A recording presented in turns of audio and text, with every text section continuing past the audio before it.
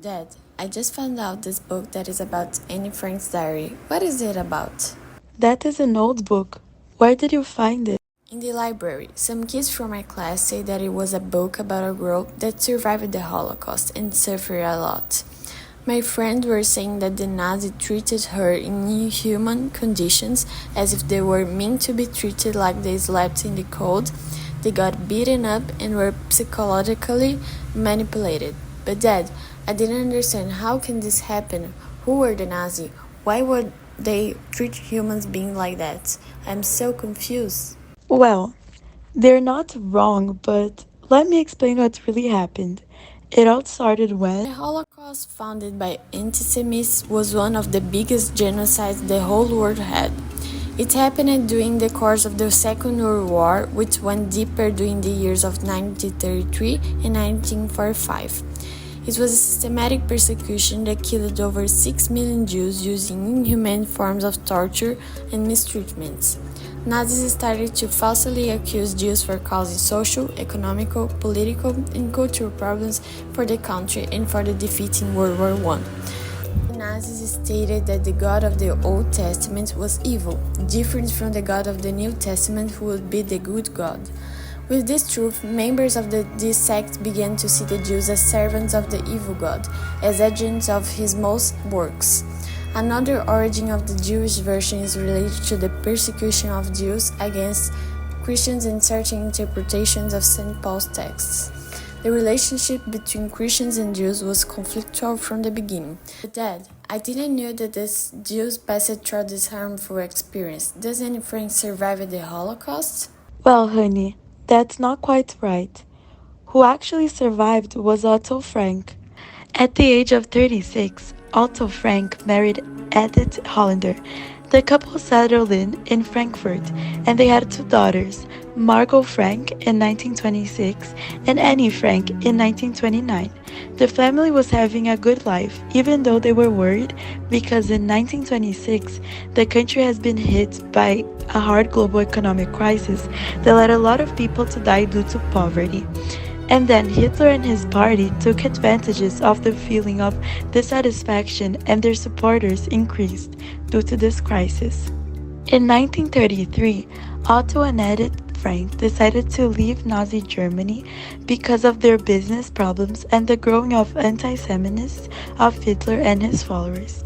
They had moved to the Netherlands, where Otto worked hard to get his company going and build a new life for his family.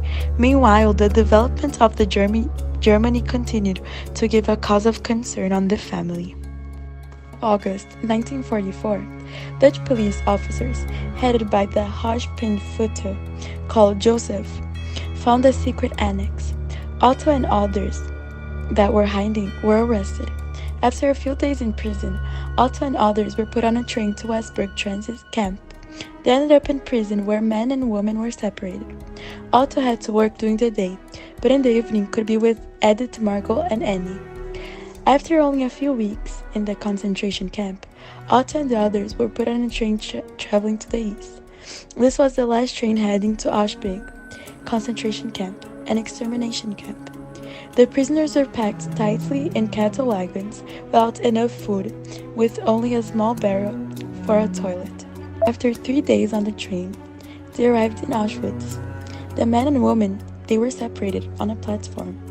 It was the last time Otto would ever see his wife and children. At first, Otto was put to work outside the camp, in the grave mine. The grave was used for construction of projects. Then he was transferred to the Kommunstabau, building roads outside the camp. Otto experienced prisoners remaining behind to be shot, but that did not happen. On January 27 of 1945, Soviet troops entered the camp.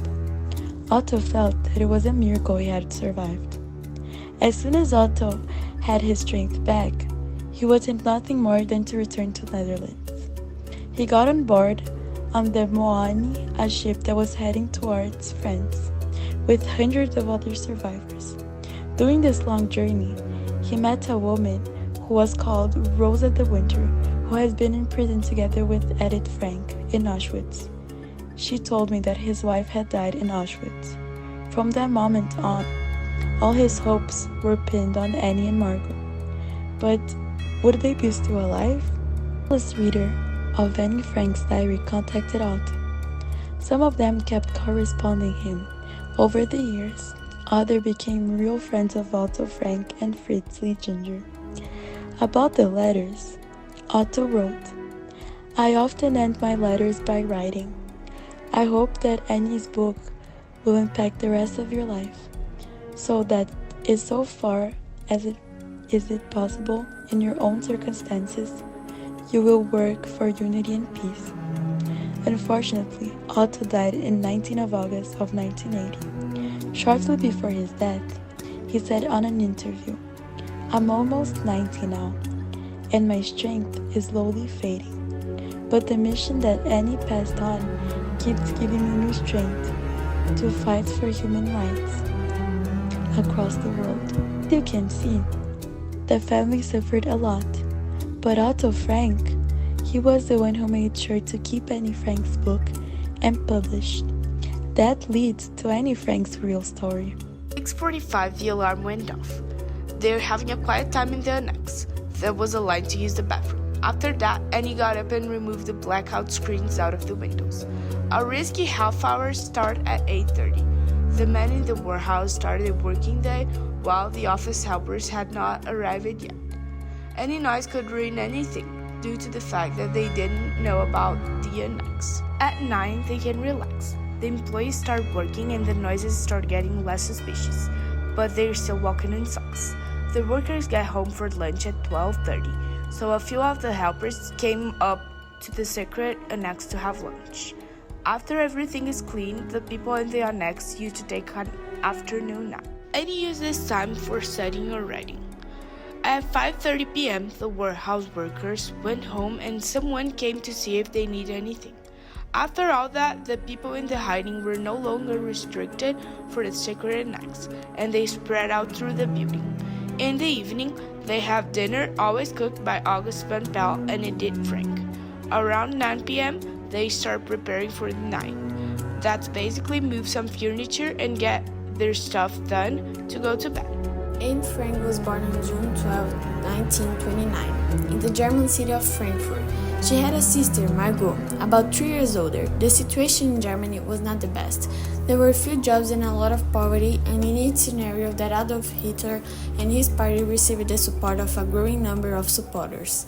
Hitler hated the Jews, blaming them for the country's problems. With that, Anne's parents, Otto and Edith Frank, decided to move to Amsterdam. Anne immediately feels at home in the Netherlands. She learned the language, made new friends, and went to a Dutch school in the neighborhood. Her father worked hard to make the business prosper, but it was not easy. Otto also tried to set up a business in England, but he was unsuccessful. He would eventually find a solution by selling herbs and species. On September 1st, 1939, when Anne was 10 years old, Nazi Germany invaded Poland, and World War II began.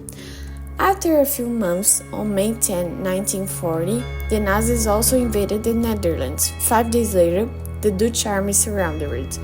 Gradually, but not inexorably, the occupants introduced laws and regulations that made the lives of the Jews more difficult. Parks, cinemas, and non-Jewish shops, among other places, were forbidden to Jews. Because of these restrictive rules, there were fewer and fewer places where Anne could go. Her father loses his business, since Jews are no longer allowed to have their own companies. All Jewish children, including Annie, had to go to a separate Jewish school. Jews had to start using Star of David, and rumors arose that all Jews would have to leave the Netherlands. In the spring of 1942, Anne's father then had begun to install a hiding place in the secret annex of his company. After a short time, 4 more people joined them in the secret annex. The space was very cramped, and Anne had to remain very quiet and was often afraid. For her 13th birthday, just before starts leaving the hidden place, Anne receives a diary as a gift. During those 2 days in which she remains hidden, Anne writes about what is going on in the secret annex, but also about what she feels and thinks. Writing helped her to put up with the days. When the Minister of the Education of the Dutch government in exile in England made an appeal to Radio Orange to keep diaries and war documents, Anne had the idea of rewriting the individual diaries in a single story. Anne begins to rewrite her diary, but before she could finish, she and the other people who were hiding are discovered and arrested by the German soldiers on August 4, 1944. They also arrested 2 other people who helped the family to hide. Despite the research, part of the Anne's writings were preserved. 2 other friends saved the documents before the secret annex was emptied by order of the Nazis. Passing through the intelligence service of German security police, the prison in Amsterdam and the Westerbork traffic camp, the hidden people were sent to the Auschwitz-Birkenau concentration and extermination camp. The train trip took 3 days, which Anne and more than 1,000 other people traveled cramped in cattle wagons, where there was a little bit of food and water, and only a barrel to serve as a toilet. Upon arriving at Auschwitz, the Nazi doctors evaluated who could or could not be subjected to heavy forced labor. About 350 people who traveled with Anne were immediately killed in the gas chambers. Anne was sent to the women's work camp with her sister and mother, while her father, Otto, ended up in the men's field. In early November 1944, Anne was transported again with her sister, then she was deported to the Bergen-Belsen concentration camp. Anne's parents were staying in Auschwitz. The conditions in Bergen-Belsen were also miserable. There were almost no food, it was cold, and Anne, like her sister, got typhoid fever. In February 1945, both died of the consequences of these diseases, first Margot and shortly after Anne. Of all those who hid in the secret annex, only Otto, Anne's father, survived the war and was released from Auschwitz by the Russians. From Anne Frank's point of view and experience during the Holocaust, we learned that you need to have faith even when the things are really bad. Learn to see the good in little things. Even the most horrible situations they went through, Anne always managed to see a little light at the end of the tunnel, even if the light was almost dimmed in the midst of all the darkness of inhumane, deplorable, and unacceptable acts. I know what I want. I have a goal. I have opinions, a religion, and love. I'll make my voice heard. I'll go out into the world and work for mankind.